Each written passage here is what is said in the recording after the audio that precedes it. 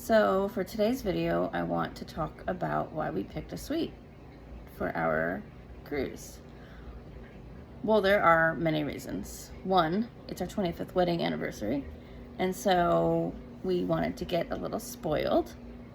However, we have been in a grand suite before. This will actually be our third time.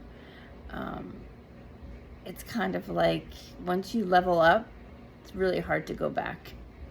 And it really is, because the grand suite is pretty amazing. It's a really nice room. Like, it's really nice. Like, yeah, there's other rooms that are even nicer. But when compared to a regular balcony room, it's so nice. And the price point isn't awful. Yes, it's expensive, but it's not like getting an Aqua Suite or, the Royal Suite or things like that. This one, yeah, it's expensive, but it is so nice. You have so much room. The amount of drawers in the room, I can't even tell you how many there are. There's just so many. There's a nice big closet. So as far as space, you don't have to worry about, bringing that over the door hanger organizer. You don't have to worry about bringing, metal magnetic hooks or anything. You have plenty, even with 3 people in our room, which is what we normally have had, although we're not doing that this year. When our son came with us, we still had plenty of room. There was plenty of room to put our clothes away, plenty of room in the closet for all 3 of us. It was great. I will say the outlets, the electrical outlets, there's not that many. Considering the size of the room, there's probably not that many more than a balcony room. There's one next to the bed. There's one next to the vanity in the bedroom. And there's one next to the couch in the living room. And I guess one probably in the bathroom. So yeah, there's probably more than most rooms, but there's not a lot. There still isn't a lot. But anyway, so one reason is we got it because it's our wedding anniversary. We want to splurge a little bit. Let's talk about the room a little bit. So when you walk in, and I'll video our room when we get there, and I'll post that. But when you walk in, that's where the main closet is. There's a bunch of drawers right there.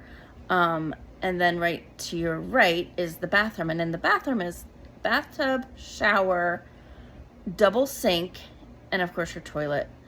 And the bathroom is a nice size. It's a very nice size. It's very big. And then you have the living room with your couch, 2 chairs, coffee table, TV. And then the bedroom is on the opposite side of that.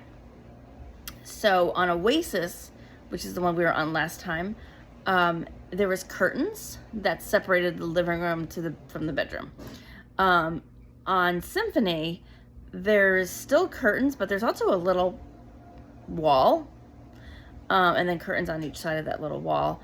And the TV is in the living room, but also there's a TV for the bedroom, so that's pretty cool. They didn't have that on the Oasis when I was there. And then you have your bedroom, which has the vanity and the 2 side tables. And then the balcony is really nice. It's much bigger than the balcony on just a regular balcony room. Ooh, sorry, that was kind of shaky. So there's a table with 2 chairs, so you can have breakfast out there, dinner, whatever. And then there's 2 lounge chairs.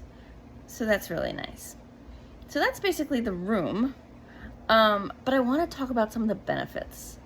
Some of the reasons why we splurged and spent the extra money.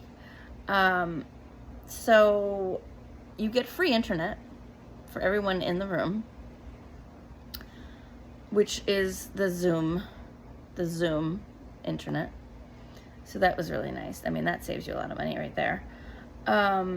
When you get to the port on embarkation day, you have a suite line that's dedicated to just suite guests, and you go right into that line.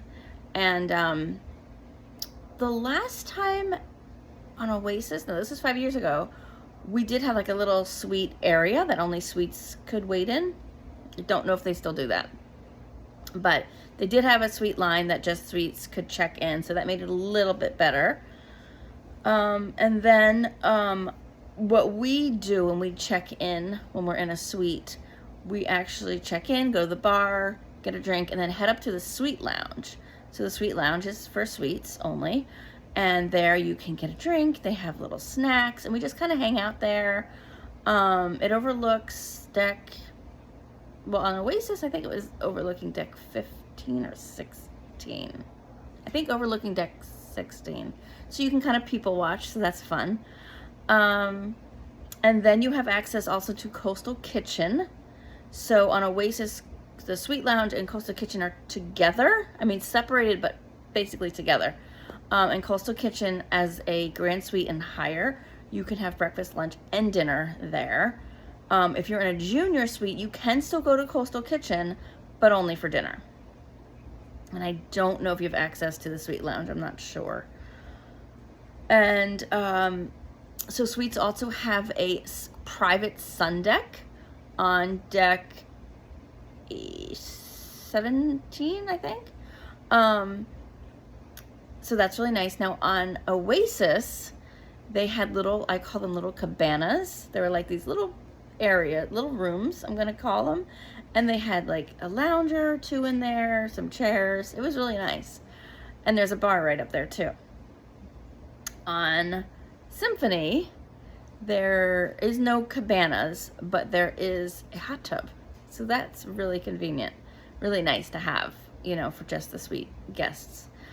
And on disembarkation day, the concierge will let you know that to meet them at a certain dedicated spot, and they will walk you off the ship.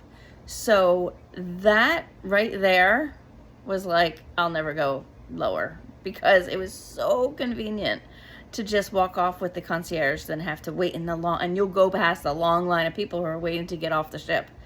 But he just walks you right off, and you get your luggage and off you go. So that was really awesome. In the theater, the Aqua Theater and the regular theater, you have special seating, and you have bathrobes that you can use throughout the time. As I was talking about the concierge, you can go to the concierge for anything. He or she will actually contact you about 5 to 7 days prior to your cruise, just to introduce themselves to you, and just if there's anything that maybe you need. The awesome thing about the concierge is, so instead of going to customer service, you just go right to your concierge, tell them your issues, what you're looking for, what your needs are, and they take care of it. So you never have to wait in that long line at customer service. When you get into your room on embarkation day, you will get a bottle or two of Evian water and a bowl of fruit.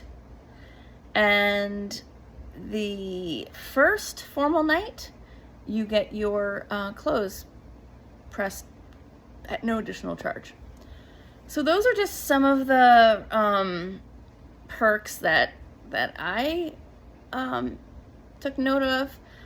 Some of the reasons why we do the suites. I mean, we definitely like having some of those perks, especially getting off the ship. That was like, when that happened to us the first time, we were like, that's it, we're done. Because that was just awesome.